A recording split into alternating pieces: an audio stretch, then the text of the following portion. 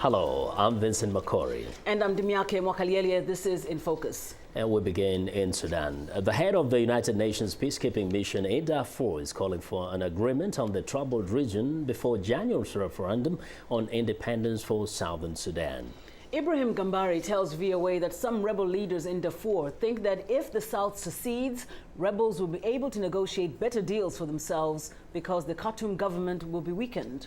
Gambari says a weakened Sudanese government may not be able to address the root causes of the Darfur conflict. He also says it is important to strike a deal to end fighting in Darfur before the referendum.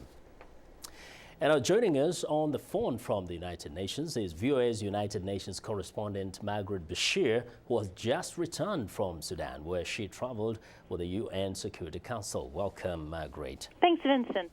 Now, it is slightly more than 90 days before the referendum takes place. What is the mood on the ground in Southern Sudan?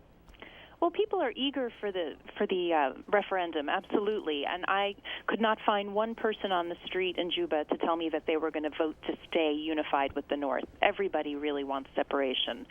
They feel discriminated against by the Arab Muslim population in the North. They feel marginalized. They feel that development hasn't come to their region in an equitable way. And they say that they're better off on their own.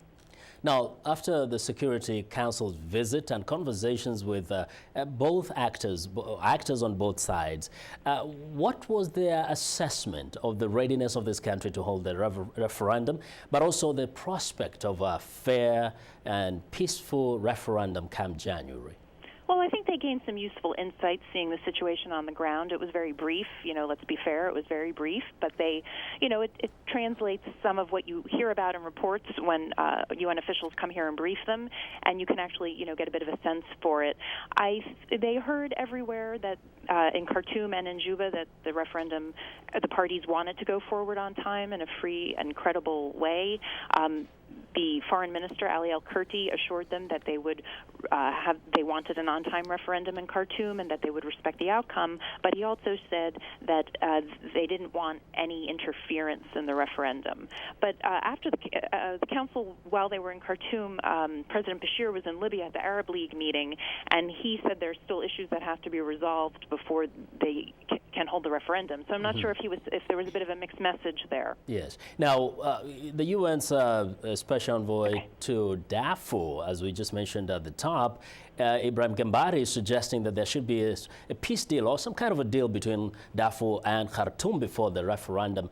How realistic is such a prospect given the time left? It's hard to say. Jibril Bachelet, the chief mediator on this, is working really hard. The talks are supposed to be continuing until about the 15th of this month. He's working on a draft comprehensive peace deal, but only one party is at the table. The big rebel groups are not there. GEM is not there. SLA is not there. So it's hard to say. I think it